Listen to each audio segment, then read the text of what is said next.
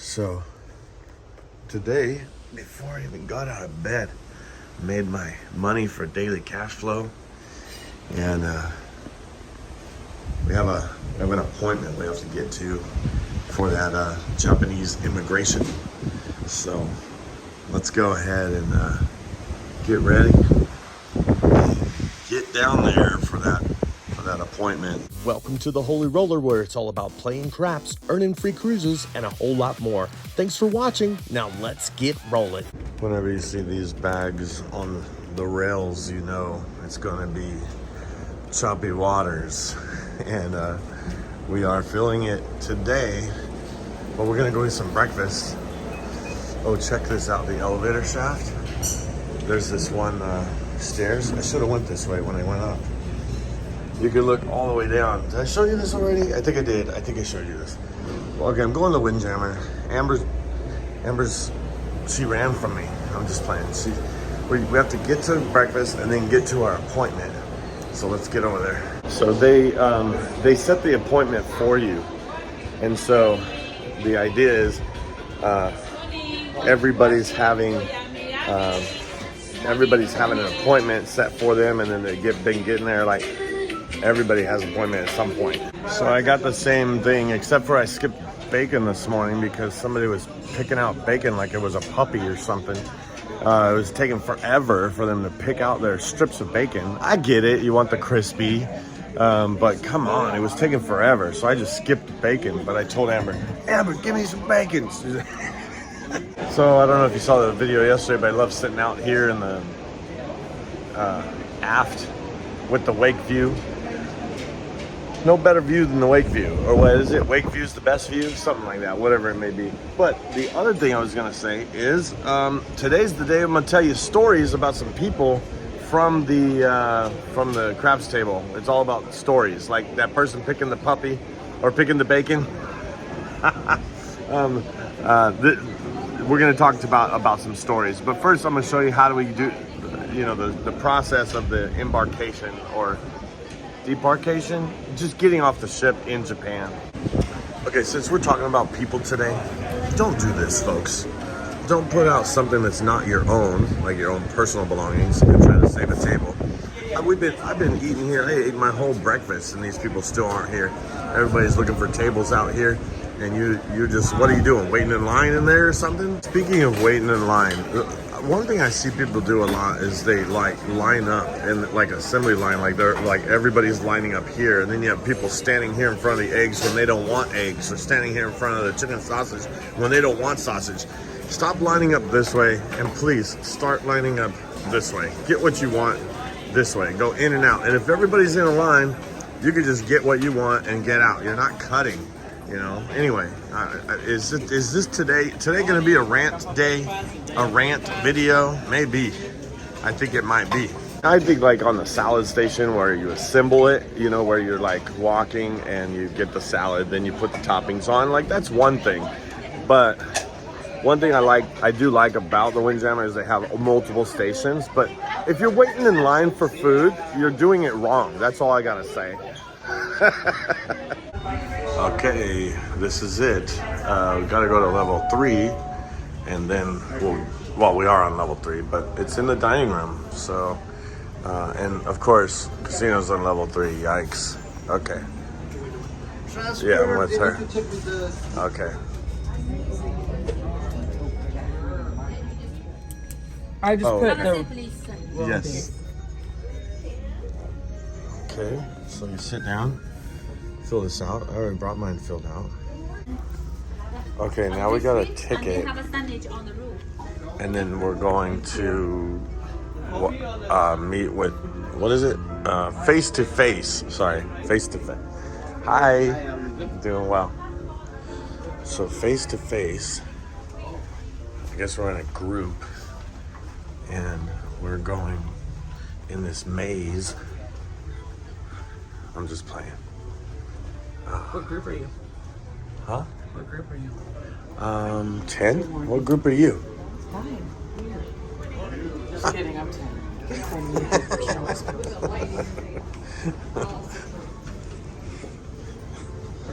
Going down to level 2. This is where the medical center is. Face to face. Yeah.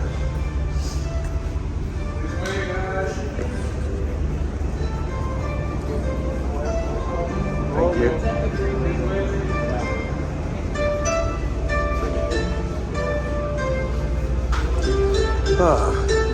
What is happening here? Oh my goodness. My CPAS card. I can't record this. Pretty much scanning everybody in so that they know that you did this. And then go through the maze. And then you're gonna meet at up here, okay? Okay, so it looks like you have to get your fingerprints taken and your picture taken. So fingerprints and picture, and then they go that way. I don't know what's over there. Okay. Hello. Just scanning it, and then scan my fingers. So we got the sticker, and okay, thank you very much. So if you get a green sticker, then they know that you have been through the process. And is this it? Are we done? Now we could just go? Okay. And now we go get a coffee. So we're on deck 3. Amber, keep walking. She almost stopped. We're going to get a coffee, I thought. This is not how you go for coffee. Well, go up. Let's get out of here. Look, he's just trying to get people out. No, Wow. I'm just. Wow, the tables have turned. Well, the turntables. The tables aren't open because the. But all these machines are. Oh, look, this one. Oh my goodness. Okay, so. While she does that, very interesting experience, I thought. Just going through that process. You had to fill out a paper saying how long you're going to be in Japan, and because we're stopping in Japan and then going for each port, it's five days. We had to put we were going to be there for 5 days, meaning right when we arrive until we leave. So I thought that was very interesting. And you had to say like if you're traveling or why you're here or something like that. So anyway, okay, don't forget, I'm going to tell you about the story. The story about some people at the craps table before today's over. The thing is, we had this at 8:30 in the morning, so we got up, went to breakfast, all of that, and the time is changing every day. Time is changing. The times are changing. And so, oh my goodness. Okay, I'm not going to get her coffee for her. She's gonna go. I'll go with her, but then she'll use my card. But anyway, yeah, we're going to talk about some people, like in a good way. Don't get me wrong. It may be a rant video, but it's going to be just telling you some stories of things that happened that were pretty funny, amazing, all of that. But I got to get my movement in, take some stairs, walk the track, something. Okay, I figured I'd come back out to the balcony and do a little video before I get my movement in for today, because I gotta tell you a story. And there are a lot of stories, but I think I'll tell you 2, and then tomorrow I'll tell you a couple others. But so I want to tell you a story about this person that is playing a system. They're very, whatever it is, they're very, why do I tell the story? I tell the story because it's almost unbelievable. And the other reason why I tell the story is because perhaps maybe you might know somebody or see somebody that is doing this, and it'll give you some perspective, okay? So there's this person, they're doing like a hedge system, and I'm all for hedge systems, you know that, but they're doing a hedge system, and they put $25 on the DP, but sorry, DC, so the don't come. So the person somebody's rolling the dice, they roll the dice, and then, get a points established. Everybody bets, and this person bets 6 and 8, $12 each, and then turns off their bets. Okay, get it? I sometimes do that too, but I actually bet before the dice come out. If you know what you're gonna bet, don't wait for the point to be established, is what I like to do. Is like just put your bets out there before the point's established. That way, when the point is established, there's not this long time in between when people roll and establish their point and then have to roll again. I think that's the timing in that is so long sometimes, and I think that's why there's a lot of PSOs, in my opinion. I could be wrong, but or the fact that there is a 1 out of 6 chance that the 7 will roll after every roll, right? But this person, they put out their 6 and 8. They turn off. Then I think they wait one roll, because I wait one roll. I don't play the point after the. I don't bet after the point's established. So they don't either, I guess. But what happens is then they roll again. Then what they do, now remember their bets were off, right? So this is on the third roll. They put a DC for $25, and then they say, give me a $2 yo. And then this is what they say in front of everybody with $6, I think. Yeah, so $8 is what they have $8 action. They say, and can you hop the 7s for 2 each, please? In front of everybody on the third roll, this person's hopping the 7s. They're spending $8 to protect their $25. Okay, I get it. You want to hedge, all that kind of stuff. But you could at least like discreetly say, hop red. You know, you could just hop red or you know, talk to the stick person or to them and just say, hey, hop red. Instead of like announcing it to the whole table. Could you hop the 7s, please, for 2 each? Like while a person's rolling. It's kind of like bad etiquette, but also kind of rude for the shooter. I know you're hedging your bets, but not everybody knows that. They're like, why is this person hopping the 7? And then it comes, you know, if it comes, you saved, you know, what did you get? So that pays 32. And but you lose 6, so you know what is that? 28 or $26 to protect your 25. So you make $1 on that, by the way, right? Is that right? But anyway, so what I'm trying to say is it's just interesting. And then this is what happens. The same person, by the way. Let's imagine it does get established. Okay, so say their point, their DC, goes behind the 9, right? Then they're like, can you turn on my 6 and 8? So now they have 25 behind the 9, and they have 24 on the 6 and 8. Totally hedged, you're right, but you need a 6 and 8 to hit in order to get your hot money back of $8, which would be 14. So you're really only making $7, you know, like at that point. So you make $7 if you get a 6 and 8 to hit, you know. And so, but this is the thing. That's not it. They're not done yet. What they do next is they turn on their bets and they have their 25 behind the 9, for example. Then they do a come bet for $10. Now that's the time that they would want, you know, Big Red to come. And if it doesn't, say it goes to the 6, then it's a whole nother scenario where, oh, take down my 6 and all this, and or it goes to the 5. Let's say it goes to the 5. Turn off my 6 and 8. What I'm trying to say is and then this is what will happen. 2 rolls will go by or something, and then they're like, wait, excuse me, is that my 5? Is that my 5 on the comeback that went to the comeback? And they're like stopping the game almost to like clarify where their bets are.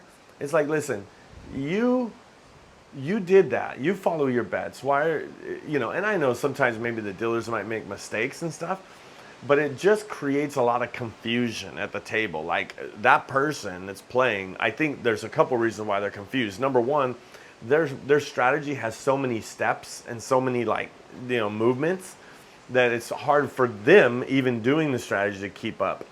But this is the thing I noticed.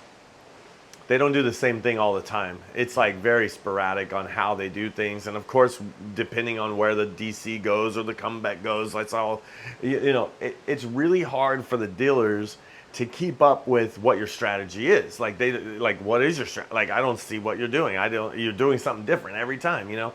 So I think that's one thing. If I had to tell a story, it's like when you're trying to make it or do a strategy, like make it simple for the dealers where it's easy for them to catch on. Make it simple for yourself. And then also don't be that person that everybody kind of, I mean, maybe I'm at a table sometimes and I'm the person that everybody hates, you know, like I understand that happens, but that does happen where you'll be at the table and everybody's like looking at you and nobody's really talking to you. You know, you might think like people don't like you and you're like, I don't know why they wouldn't like me. Maybe it's because in the middle of someone's roll, you're saying hop the sevens, and everybody has hundreds of dollars out there at risk, and you're like saying, hop the sevens for 2 each so that you can win $30, which is really just protecting so you can win $1. Are you serious? You're yelling out in the middle of somebody's roll, hop the sevens so that you can make $1. Really? Anyway, and I haven't even talked about the people betting after the dice are out. Oh my goodness. Okay, so there's this person that was there, and it was almost like they didn't care, or that they were doing it on purpose, or that they just weren't listening. I think it is probably the latter, but they were on the DP, which when you're when you're on the DP, the don't pass, and you lay odds, and you disrupt the game, I think people are thinking that you're trying to get the 7 to come anyway. But this person, okay, so they're on the DP, they're laying odds, and every time the dice are out, okay, when I say every time the dice are out, I'm being serious. Every single time the dice are out, they bet. It doesn't matter. It doesn't matter what's happening. They bet, and then they go, every single time. So I said, hey, to the pit boss, I said, hey, can you just say, you know, no more bets? I mean, this person was standing right next to me. I'm like, hey, can you just tell them no more bets when the dice are out? And the person looked at me and they said, well, I have to get paid before I bet, you know, like they have to pay me. I'm like, yeah, but you have money. I mean, if you know you're going to bet it, just bet it. When the dice are right there, bet it. And I pointed where the dice were, and so I say that. And so technically, okay, I'm distracting them, whatever. The dice go out. We're looking over here. The dice are coming this way. And they bet again, like right after. I was like, hey, can you just tell them to stop bet? Okay, so then they're like, sir, please, any bets? So then this is what happens. The dealers were frustrated with this too, don't get me wrong. And other people, by the way. So then the stick person has the dice, and they start doing this. Literally, I wish. Okay, if you were there, comment on this video and let us know that I'm telling the truth. The dice are out there, and the stick person looks at this person and says, "Do you want any more bets before I move the dice? Any more bets? Okay." And the thing is, they didn't react or anything. They didn't acknowledge. And sometimes they're like, okay, no acknowledgement or whatever. And they pass the dice out. Bet after the dice were out again. And then the pit boss, sir, please, if you want to bet anything, you need to bet it right now. Bet it now before the dice move. Like, because they could see I was getting upset. There was another person that was like, come on, man. Like, I wasn't that angry. There was a heated exchange I'm going to tell you about tomorrow. But that I was involved in. It was crazy. But so then I started counting. I'm like, okay, how many times is this person going to bet after the dice are out? Okay, so obviously a couple times happened where when they bet the dice are out, the 7 came, you know. So this was like 3 shooters later, and they're still doing it. And the 7's coming. Don't get me wrong. It was everybody's losing money except for this person that, you know, betting when the dice are out and stuff. They were winning money because they were on the DP. But and then somebody told me, they go, dude, I think he's doing it on purpose. Like, he has to be doing it on purpose because they keep telling him it's very clear. We all hear. So now the whole table is hearing this dealer, the stick person, and the pit boss ask them if they want to bet. Dice go out. They still bet. They're like, he has to be. So, like I said, I think it's the latter. I think he just wasn't paying attention. So he's thinking in his head, like, okay, what am I going to do? What am I going to do? And then that's what happens a lot of times. I think there's a lot of chaos at the table when they pay out everything. So like the dice roll and say it's a 6. And they're like, 6, boom, give me $2, give me $1, give me, you know, and everything's happening. And then everything stops and everybody's like, ready? You know, everything happened and now it's time for the dice to go out. And then the person that, with all the chaos, they're like, okay, now that all the chaos is done, I think I'm going to bet. Like, they're not thinking one step ahead. Like, you have to think one step ahead what you're going to do if something happens. Like, if this, then that. You know, that's the way you should play craps. And so, if this, then that. But what they're doing is, so they're waiting for everything to calm down. And this happens to a lot of people, I think. They wait for everything to calm down. The dice go out. Nobody's doing anything. And then they're like, okay, now I can bet. It's like, no, you're not. So we had it at the table because I'm like, hey, can't you guys, and I said this before on my channel, but I'm like, I said to the dealers, I'm like, hey, can't you guys just wave your hands like at roulette? No more bets. So they actually started doing that. So the stick person, any bets? Any bets? No. And then the 2 dealers on each side, they would say, no more bets. And they wave their hands like this. They go, dice are out, no more bets. I was like, this is awesome. I wish they would do that at every craps table, but that's what they were doing. They were going, no more bets, dice are out. And then, so then this guy started shooting so it moved to the other side. And now this other guy starts shooting. He had a great attitude about it. So every time they send him the dice, he would go, all right, anybody, any more bets? Because I got the dice, any more bets? And then he'd go, okay, dice are out, no more bets. And then he would roll his dice. So that became like the theme of the table for like a few hours. It was pretty, or at least while like it kind of led up to that. And it was pretty awesome. And I guess if there were any new players there, they definitely know now. It's dice are out means no more bets. So anyway, it got better after that night, except for this guy. The next night was doing it again, and so I actually said, hey, do you know that they're talking to you? He goes, what are you talking about? I said, like, the dealers are talking to you. They're saying, do you want any more bets? Like, and you're not answering them. So they're putting the dice out and then you're betting. He goes, what? I said, what?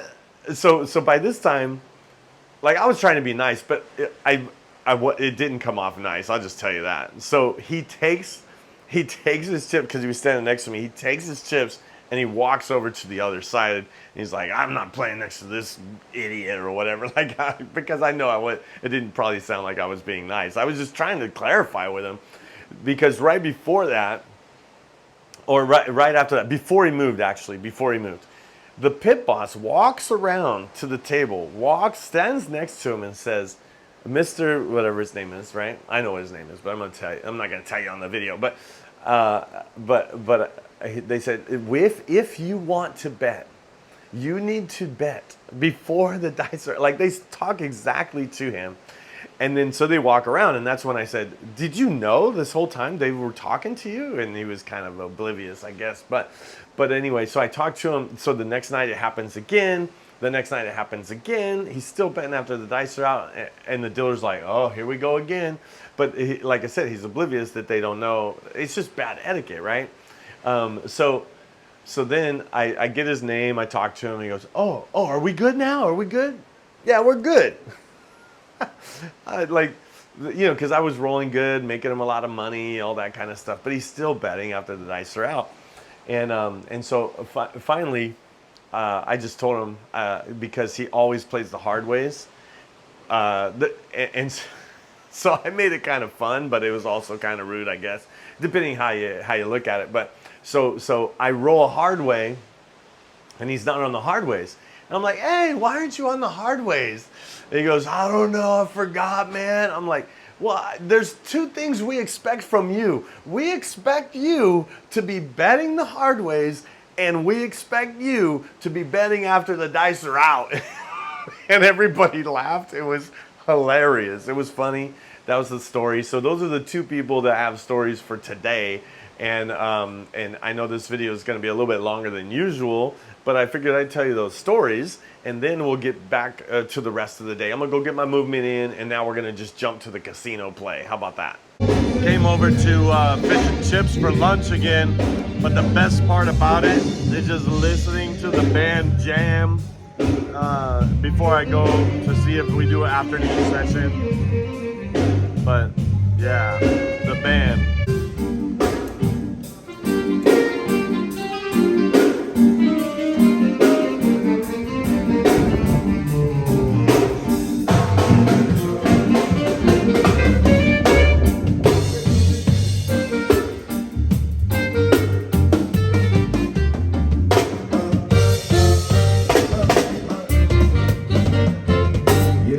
Put some more of that music towards the end of the video, but now I'm gonna go check out the casino. Let's see what's happening down there. So Amber's still over there at the crab session. We just had one.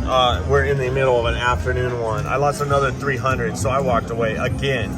It's like so bad. Okay, how many points did I get though? I don't even know. What is this? 2855. Normally on a long cruise, I don't even play afternoon sessions, and this is why. No, one reason why is because I don't bring the bankroll for that many sessions. The other reason is because I don't like afternoon sessions. I mean, why do I not like afternoon sessions? I'll tell you. Number one is they're short. They're usually like open at 1:30, and then they close at like 4. So you can't really get a lot of points because you can't play a lot of time. And so then I thought, well, because I'm not going for points, I'm just gonna try to win money instead. Every single one, haven't done it. Maybe I should, if I play again, just play like Light in the Darkness, John 10:10, something like that. Because trying to play light side or trying to play without a hybrid is, I don't know how people do it. I mean, there was 5.7 outs, by the way, 5 in a row. And then there was somebody playing Light in the Darkness, and there was 4 7s in a row on a come out, on one of those come outs. And then they just 7'd out right after it was crazy. Anyway, okay, I'm gonna just take a breather, come back tonight and do one more session, and then this video will be over. Taste of USA. USA. Let's see what the starters are, and the main courses, and the desserts.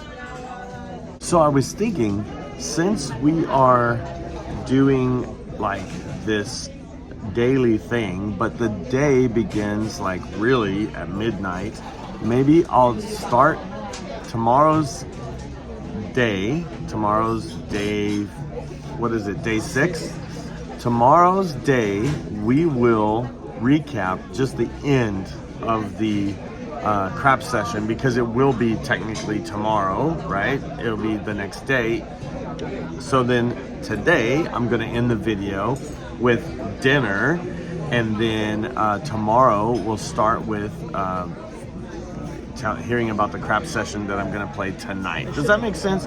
I hope that makes sense. What I would like to do is the baked potato soup for the starter. For the main course, I'm gonna do the braised short rib, beef short rib. And then for the dessert, I think if it's a taste of USA, I need to do the warm apple cobbler.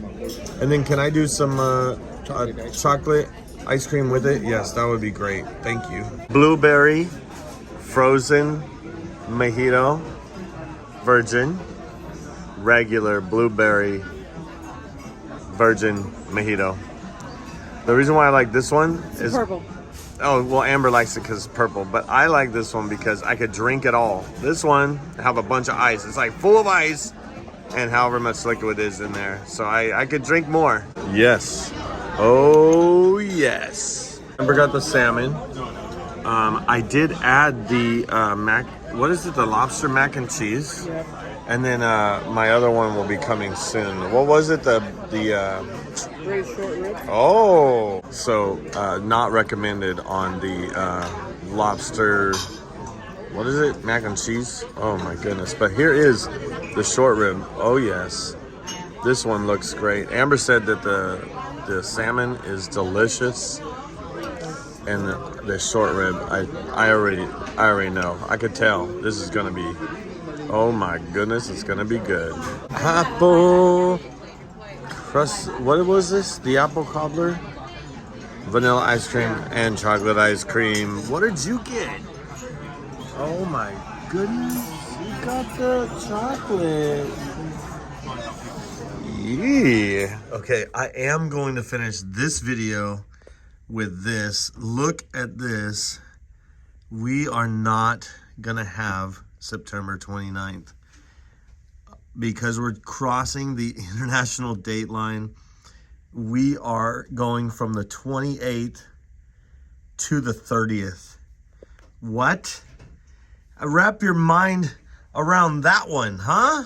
Oh my goodness.